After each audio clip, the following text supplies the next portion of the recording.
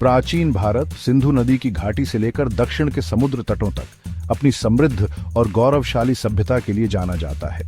हजारों वर्षों से इस भूमि ने अनेक राजवंशों, साम्राज्यों और विचारधाराओं को जन्म दिया है। प्राचीन भारत की कहानी केवल राजाओं और युद्धों तक सीमित नहीं है, बल्कि यह विद्वानों, कलाकारों और व्यापारियों की कहानी भी है। यह एक ऐसी सभ्यता थी जिसने ज्ञान को सर्वोपरि माना और पूरी दुनिया को प्रभावित किया। प्राचीन भारत की कहानी सिंधु घाटी सभ्यता से शुरू होती है, जो दुनिया की सबसे पुरानी शहरी सभ्यताओं में से एक थी। इसके बाद वैदिक काल आया, जिसने हिंदू धर्म की नींव रखी। मौर्य साम्राज्य ने पूरे भारतीय उपमहाद्वीप को एक छत्र के नीचे लाया और अशोक महान जैसे शासकों को जन्म दिया। गुप्त काल को भारत का स्वर्णिम युग माना जाता है, जब कला, विज्ञान और साहित्य अपने चरम पर पहुंचे। दक्षिण भारत भी चोल, चेरा, पांड्य और पल्लव जैसे शक्तिशाली राजवंशों के साथ उभरा। प्राचीन भारत की यह यात्रा हमें उस समृद्ध विरासत से परिचित कराती है जो आज भी हमें प्रेरित करती है। सिंधु घाटी सभ्यता, जो लगभग 2500 ईसा पूर्व में विकसित हुई, हमें प्राचीन भारत की झलक देती है। यह सभ्यता अपनी उन्नत नगर नियोजन, विकसित जल निकासी प्रणाली और उल्लेखनीय वास्तुकला के लिए प्रसिद्ध थी।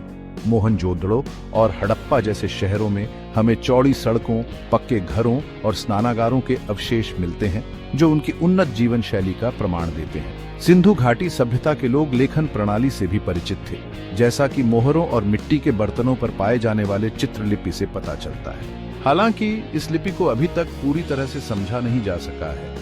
सिंधु सभ्यता के लोग कृषि, पशुपालन और व्यापार में भी कुशल थे।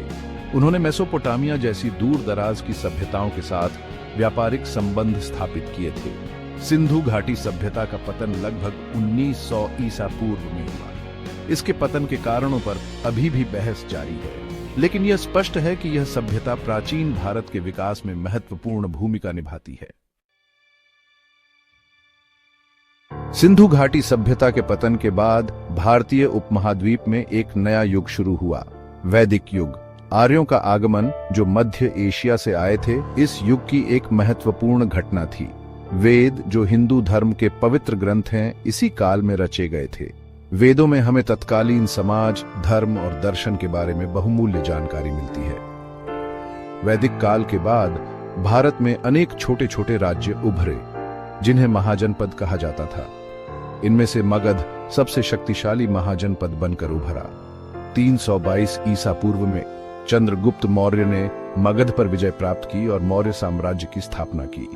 चंद्रगुप्त के बाद अशोक महान ने मौर्य साम्राज्य को और अधिक विस्तार दिया और उसे अपनी शक्ति के चरम पर पहुंचाया।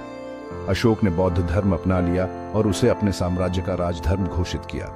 मौर्य साम्राज्य के पतन के बाद भारत में फिर से अनेक छोटे छोटे राज्य उभरे। 4वीं शताब्दी ईस्वी में गुप्त वंश ने उत्तरी भारत में एक विशाल साम्राज्य की स्थापना की। गुप्त काल को भारत के इतिहास में स्वर्णिम युग के रूप में जाना जाता है।